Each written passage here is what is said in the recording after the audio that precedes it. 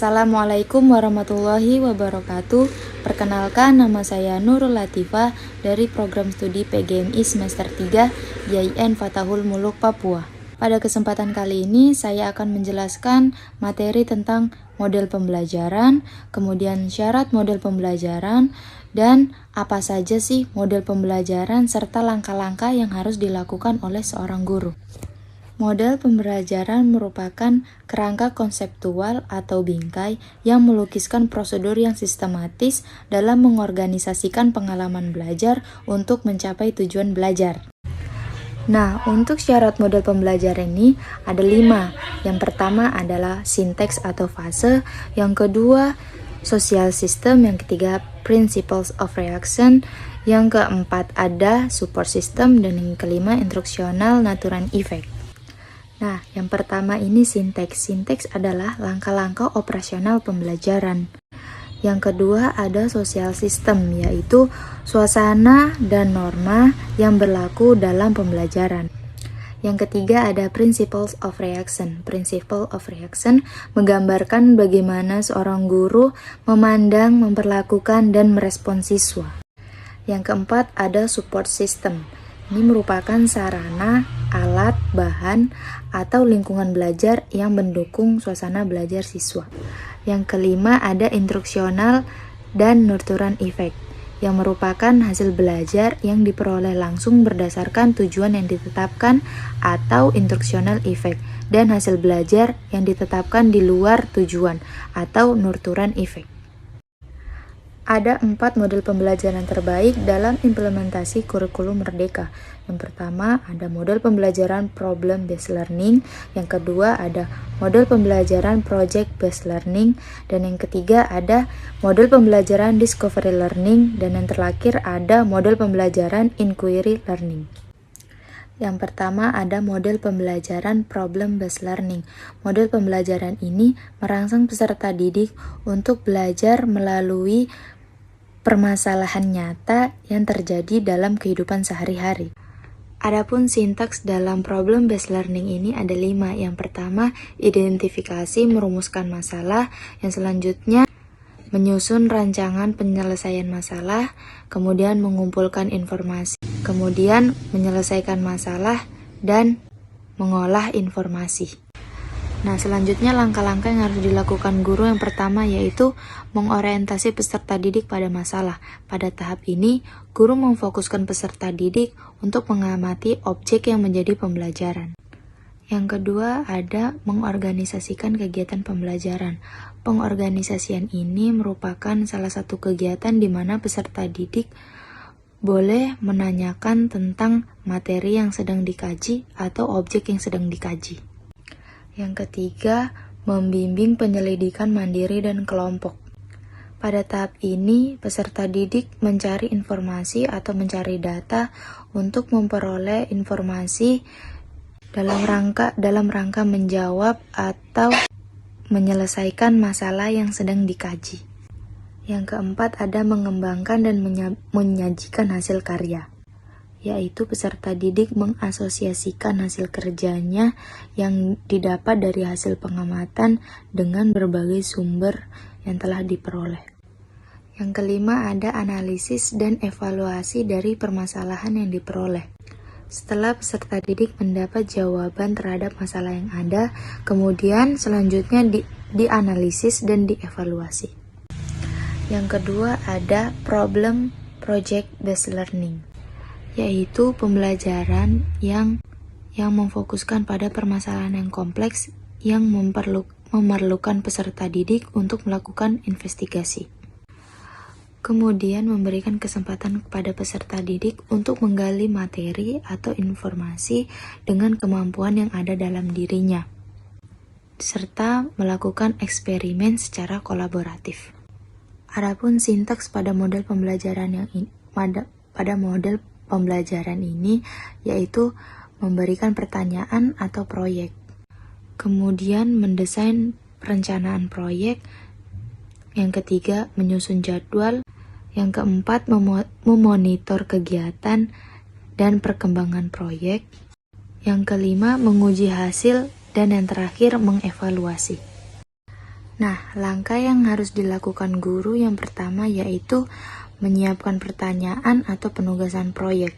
Pada tahap ini, siswa diberikan waktu untuk mengamati pertanyaan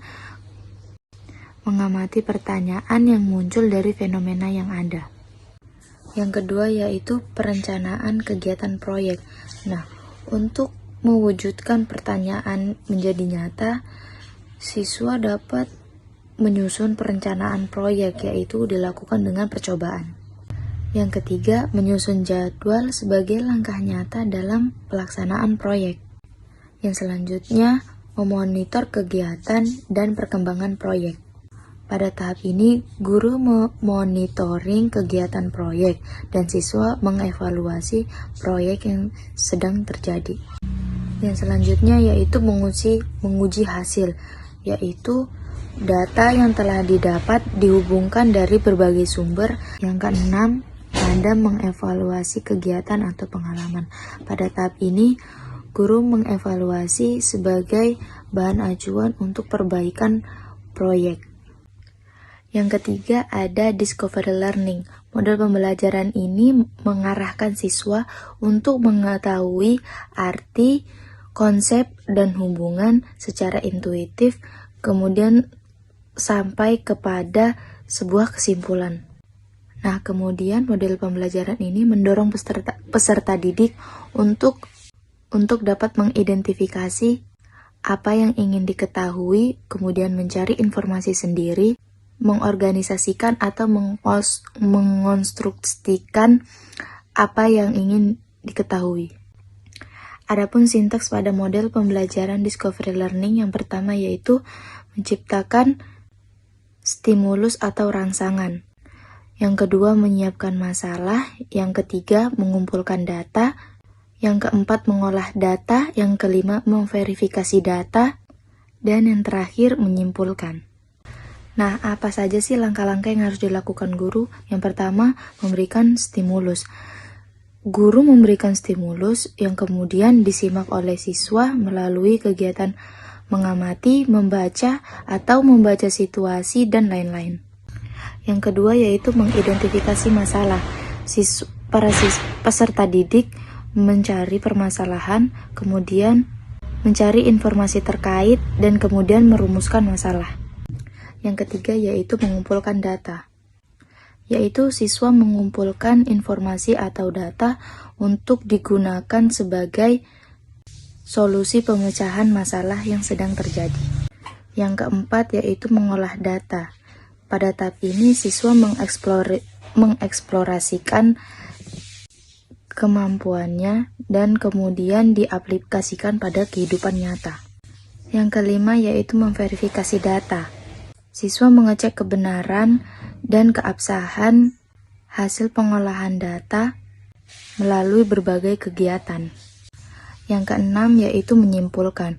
Siswa digiring untuk menggeneralisasikan hasil berupa kesimpulan pada suatu kejadian atau permasalahan yang sedang dikaji.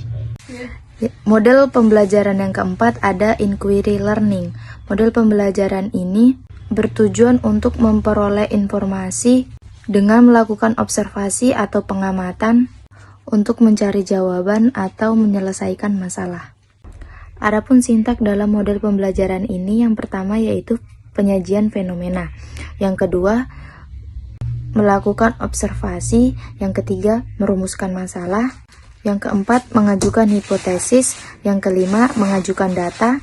Yang keenam, menganalisis data. Dan yang terakhir, menyimpulkan.